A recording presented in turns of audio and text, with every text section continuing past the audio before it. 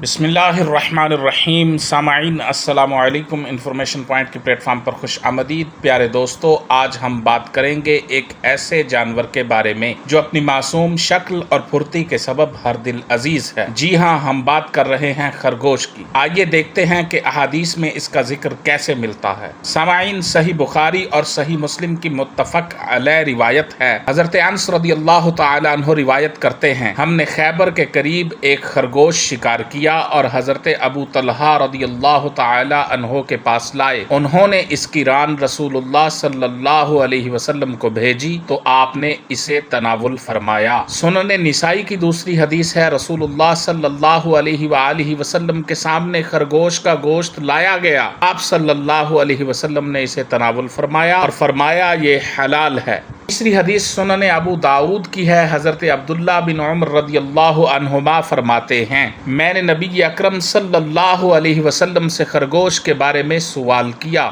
تو آپ صلی اللہ علیہ وسلم نے فرمایا وہ حلال ہے۔ ان احادیث سے واضح ہوتا ہے کہ خرگوش ایک حلال جانور ہے اور اس کا گوشت کھانا جائز ہے، لیکن یہ بھی یاد رکھنا ضروری ہے کہ خرگوش کی کسی خاص عادت یا طبی فائدے کے بارے میں کوئی مستند حدیث نہیں ملتی۔ خرگوش کے بارے میں یہ واضح ہے کہ یہ حلال ہے اور رسول اللہ صلی اللہ علیہ وسلم نے خود اس کا گوشت تناول فرمایا۔ اللہ تعالی ہمیں صحیح علم پر عمل کرنے کی توفیق عطا فرمائے، آمین۔